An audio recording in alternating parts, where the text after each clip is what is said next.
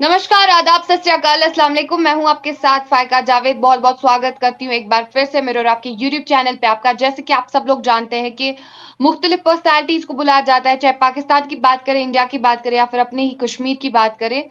हर किसी से हमें बहुत सारी इन्फॉर्मेशन जानने को मिलती है और क्या कुछ हमारे गेस्ट आप तक पहुँचाते हैं, हमारे गेस्ट आप लोगों के लिए टाइम निकालते हैं और मेरा जो एफर्ट है, मेरा जो बहुत बड़ा एक इसके पीछे का जो यूट्यूब स्टार्ट करने का मकसद यही था कि जितने भी प्रोपेगेंडे हमारे भारत के नाम पे खोले जाते हैं, उनको भरपूर तरीके से एक्सपोज़ करने की कोशिश करूँ। तो आज हमारे पॉडकास्ट पे हमारे साथ जुड़ चुके हैं पाकिस्तान से दिव्य कुमार जी। सर, आपका बहुत शुक्रिया वक़्त देने के लिए और आपका मैं बहुत स्वागत करना थैंक यू चाहूँगी अपने चैनल पे। जी, थैंक यू मुझे थैंक यू सर बुलाने कि के लिए। आपने हमारी ऑडियंस के लिए टाइम निकाला और आप आते हैं, इन्फॉर्मेशन देते हैं हमारी ऑडियंस के लिए। Thank you so much for that. Sir, हमने बहुत सारे मुद्दों पे बातचीत की है, चूँकि इससे पहले भी हमारा एक इंटरव्यू हुआ था, लेकिन आज जो है, आज हम भारत के बारे में बात करेंगे, चूँकि आपको भी पता है कि भारत जो है पिछले कई सालों में कहाँ पे पहुँच चुका है, कितनी ज़्यादा तरक्की कर रहा है।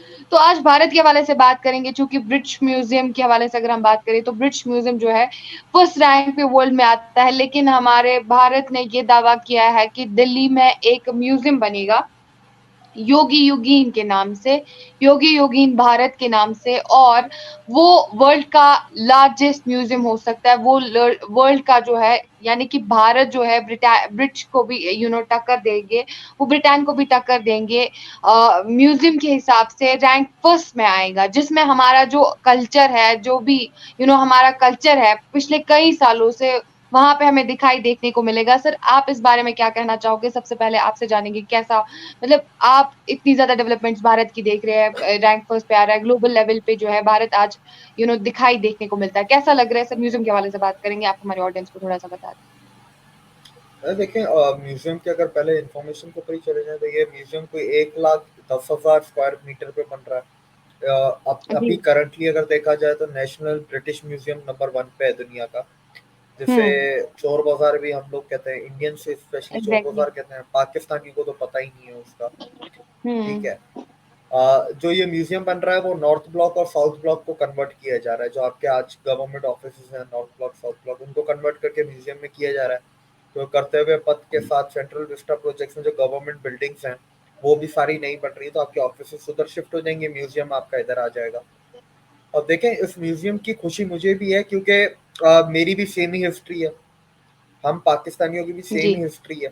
जो मानना चाहे माने, जो ना बिल्कुल, मानना चाहे ना माने, पर कोई इसे डिनाई नहीं कर सकता कि उस हिस्ट्री में एग्ज़ैक्टली। इस जमीन की भी हिस्ट्री इंक्लूडेड होगी, क्योंकि इंडिया की हुँ, जो रिकॉर्डेड हिस्ट्री है 5,000 साल की, वो पूरी की पूरी इस म्यूजियम में दर्शाई जाएगी। चाहे वो हमारे कल्चर से हो, डांसेस का हो, लैंग्वेजेस की हुँ, हिस्ट्री है, जितनी भी डायनेस्टीज हमारी इंडिया की गई लास्ट 5,000 ईयर्स में, बड़ी बड़ी डायनेस्टीज, उन सबको हुँ, दिखाया जाएगा। फिर जो रेवोल्यूशन इंडिया में आया, जो जैसे कि India was the first country to mine iron, zinc, diamonds. उसके बाद जो इंडिया में इन्वेंशन हुई इन लास्ट 5,000 ईयर्स में, चाहे वो अलजबरा की हो, चाहे वो मैथमेटिक्स हो, पाए की वैल्यू, एस्ट्रोनॉमी की हो, या सर्जरी हो, मेडिकल साइंस, आयुर्वेदा हो, योगा हो, उन सबको भी दर्शाया जाएगा। इसके साथ साथ ही इसके अंदर देखें, वो चीज़ें भी दिखाई जाएंगी जो दुनिया को नहीं पता है। इसके इसके थ्रू आप वेस्टर्न मीडिया का प्रोपेगेंडा टूटेगा हुँ, कि India was a backward country, या इंडिया ऐसा था, या इंडिया वैसा था।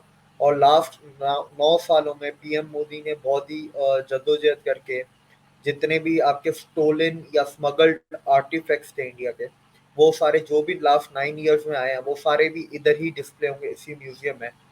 और आने वाली नस्ल हुँ, को पता होना चाहिए कि इंडिया क्या था, क्या है। ठीक है। तो हुँ, और किस बुनियाद पे हुँ, आगे हम इंडिया किस तरफ जा रहा है। ठीक है। Your past hmm, determines your present and your present determines your future. तो ये म्यूजियम आपको हुँ, वो आने वाली नस्लों को, बच्चों को, वो चीज है ना रिप्रेजेंट करेगा। और आई एम शॉक्ड कि अब इंडिया का अभी तक कोई भी म्यूजियम टॉप 10 में भी नहीं था, लेकिन अब डायरेक्ट नंबर 1 पे आ जाएगा इसके बनने के बाद। इसमें शायद 1 डेढ़ साल हुँ, लगेगा, नेक्स्ट ईयर के एंड तक शायद ओपनिंग होगी। हुँ, और इट विल, युगे युगीन का नाम ही, युगे मतलब yugs, yugs means very large period of time, युगीन इज हुँ, लाइक गॉड। तो युगे युगीन भारत म्यूजियम, तो नाम भी रिप्रेजेंट करता है और जस्टिफाई करता है जो पूरे म्यूजियम की जो थीम है आपकी। जैसे India was the first country in the world to build its navy even before uh, Romans and Greece, ठीक है, जो हुँ, दुनिया को नहीं पता। India Chola empire was world's longest reigning empire for 1500 years.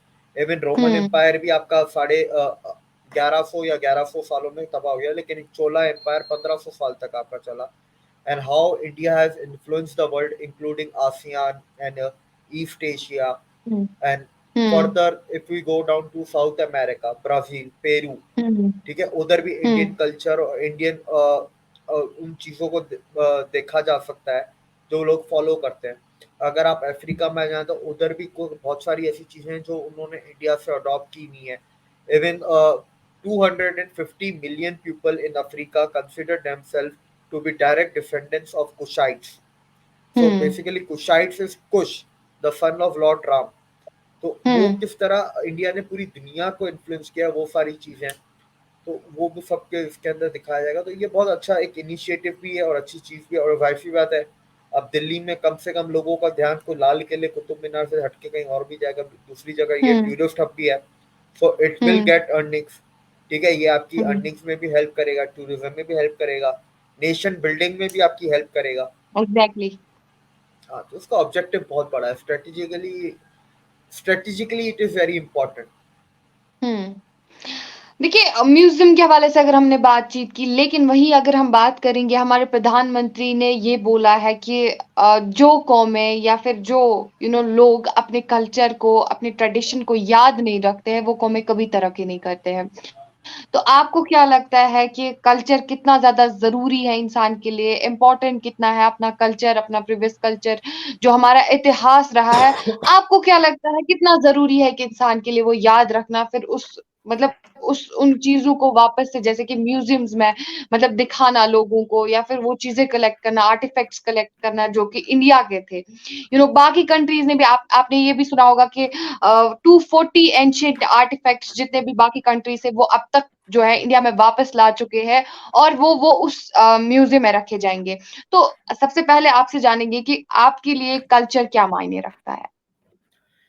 देखिए कल्चर, देखिए there is a difference between culture and religion. मैं पहले पाकिस्तानी पॉइंट ऑफ व्यू से ही जवाब दूंगा, क्योंकि पाकिस्तान में दोनों को एक ही चीज समझा जाता है, वो बोलते हैं कल्चर हुँ, रिलीजन एक ही चीज है। बट हुँ, दोनों में बहुत डिफरेंस है। रिलीजन आपके एग्ज़ैक्टली, मोरल और एथिकल चीजों को बिल्ड करता है, कल्चर आपकी डेली लाइफ को शेप करता है। और कल्चर में सिर्फ टेन एग्ज़ैक्टली। परसेंट इन्फ्लुएंस होता है रिलीजन का, इससे ज्यादा नहीं होता। आप खाते क्या हो, उठते कैसे हो, पहनते क्या हो, ये सारी चीजें आपकी कल्चर डिसाइड करती हैं। आपकी हुँ, थिंकिंग किस तरह की है, आपकी पूरी सोसाइटी की एक थिंकिंग है, हुँ, एक परसेप्शन है, ओपिनियंस हैं, या रिसर्च बेस है, दुनिया को आप किस नज़र से देखते हैं, and what are your philosophies regarding the world. तो वो आपका कल्चर डिटरमाइन करता है, वो रिलीजन डिटरमाइन नहीं करता। Religion is a personal thing, और रिलीजन आपकी मोरालिटी को डेवलप करता है, आपके एथिक्स को डेवलप करता है। पर culture develops you as a person for the outer world, for the uh, society. वो आपको कल्चर हुँ, डेवलप करता है। कल्चर की देखें अहमियत बहुत है। पाकिस्तान में तो इतना कुछ खास है नहीं कल्चर के नाम पे, लेकिन अगर इंडिया की बात कर लें, कल फॉर एग्जांपल सारे फेस्टिवल्स आपके बंद हो जाएं, आपके हर फेस्टिवल का एक डिफरेंट ही ड्रेस कोड होता है, तो वो सारे ड्रेस कोड्स भी आपके बंद हो जाएं, हुँ, आपका सारा हर किस्म का म्यूजिक बंद हो जाए, इंडिया हुँ, के जो इंडिजीनियस म्यूजिकल इंस्ट्रूमेंट्स हैं वो बंद हो जाएं, इंजीनियर्स जो आपके 26 डांस फॉर्म्स हैं इंडिया के वो भी बंद हो जाएं, जो आपके इंडिया के अपने made in India, invented in India जो आपके डांस, जो आपके मार्शल आर्ट्स हैं या स्पोर्ट्स हैं, वो भी बंद हो जाए, तो फिर बचा क्या है आपके इंडिया में करने को? नौकरी, बस। सैटरडे संडे को क्या करेंगे? आप कल्चर हुँ, से ही तो आप लोगों से मिलते हैं ना, फेस्टिवल्स होते हैं, आप बाहर जाते हैं, मिलते हैं, ठीक है। How do you interact and engage with society, that is through your culture. चाहे आप किसी डांस प्रोग्राम में जाएं, चाहे आप किसी कॉन्सर्ट में जाएं, मूवी देखने जाएं, कोई थिएटर देखने जाएं, या फेस्टिवल मनाने जाएं, या शॉपिंग करने जाएं, कल्चर ही तो आपको सोसाइटी के साथ इंगेज और कनेक्टेड रखता है। Hmm, culture is very important for every person in the society who is living in this world. हर मुल्क का हुँ, अपना कल्चर होता है। इंडिया का सबसे पुराना कल्चर है, और इंडिया के कल्चर की सबसे अच्छी बात यह है कि इंडिया के कल्चर को दुनिया भी डिनाई नहीं करता कि साइंटिफिक कल्चर है। इंडिया के कल्चर में इतनी हजारों चीजें हैं जो आज के वक्त साइंटिफिकली प्रूव हो चुकी हैं, उसके पीछे साइंस है, इसलिए ये कल्चर है या इसलिए ये हुँ, रिचुअल है। ठीक है, हुँ, तो वो चीज इंडिया के कल्चर के लिए फैसिनेटिंग चीज जो लगती है वो है। और इंडिया के कल्चर ने वैसे तो दुनिया को मोटिवेट किया है। फॉर एग्जाम्पल अगर मार्शल आर्ट्स की बात करें, कलरीपयट्टू की, तो Kalaripayattu is the uh, father of all the Kalaripayattu. Martial arts. ठीक है, इसी हुँ, तरह संस्कृत की बात करें तो Sanskrit is mother of all the languages.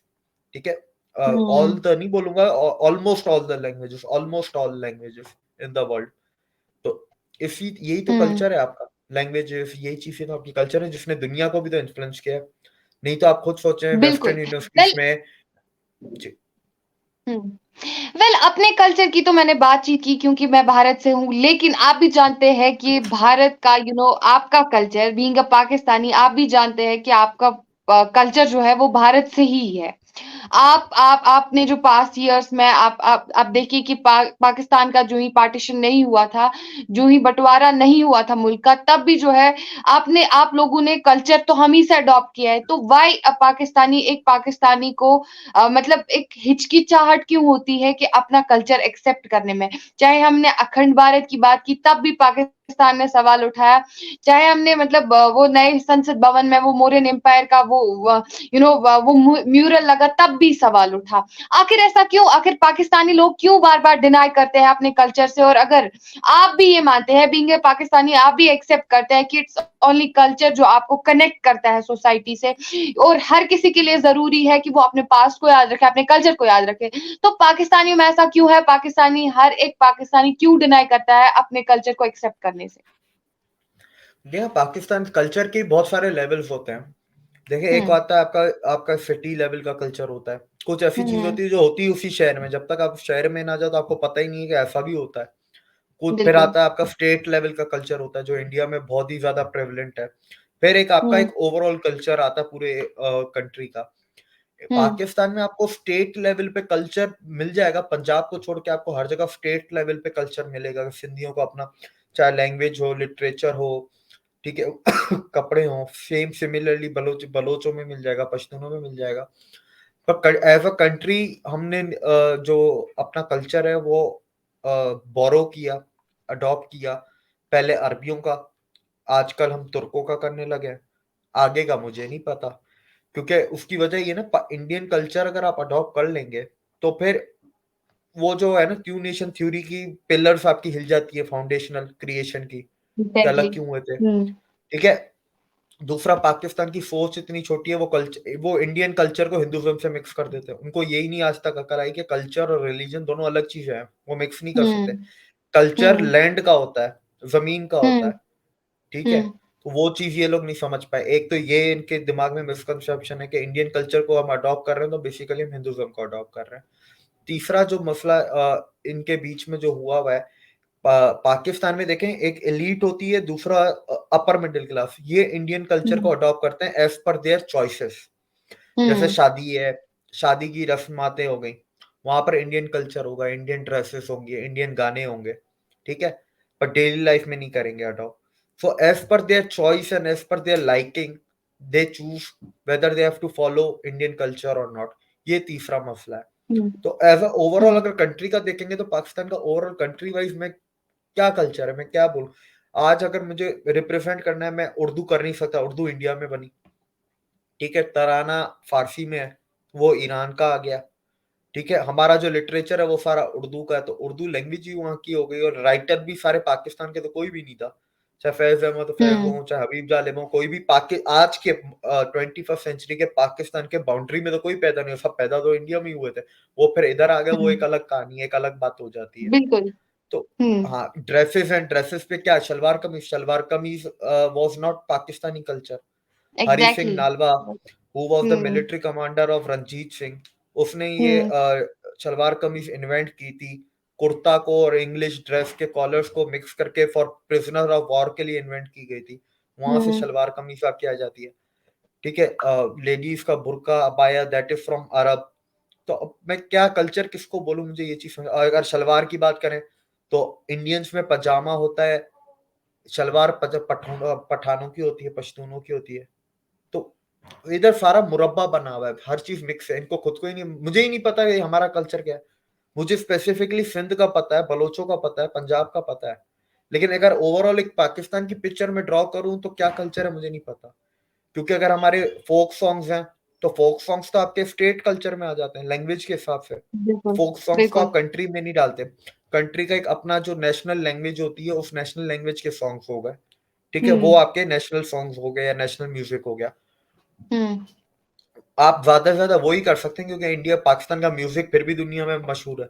बाकी मूवीज हुँ, ड्रामे तो सारे इंडिया से कॉपी हुए हैं, मूवीज वैसे ही हमारे इधर नहीं होती। इस साल 6 हुँ, मूवियां बनी है, वो हमारे पाकिस्तान के लिए अचीवमेंट है। न्यूज चैनल्स में बता रहे हैं कि 6 मूवी बनी है, हमारे लिए अचीवमेंट है। तो बेसिकली यहाँ पर अब क्या कल्चर है मुझे समझ में नहीं आता। और 3 मैंने आपको कोर रीजन बता दिया। हमने बिल्कुल। अडॉप्ट किया, कोई सेंट्रल लेवल पे हमारा कोई कल्चर नहीं है, अगर कलेक्टिव कल्चर बोले स्टेट लेवल पे हुँ, हमारा है। दूसरा, हुँ, अपनी चॉइस, अपने वक्त, अपनी मर्जी के हिसाब से वो अडॉप्ट कर लेते हैं, वो भी elite and upper middle class. ये हमारे हुँ। 3 कोर रीजन है कल्चर के। बिल्कुल। इसीलिए तो हमारे प्रधानमंत्री श्री नरेंद्र मोदी जी ने कहा है कि जो कौमें अपने कल्चर को भूल जाती है, जिन कौमों को अपने कल्चर का नहीं पता होता है, वो अक्सर डूब जाती है, वो अक्सर बर्बाद हो जाती है। तो सेम इस टाइम पे पाकिस्तान के हालात भी है, जैसे कि आप देख भी रहे हैं कि किस तरीके से पाकिस्तान धीरे-धीरे जो है उन चीज़ों की तरफ जा रहा है, खस्ता हालत की तरफ जा रहा है और खस्ता हालत में है।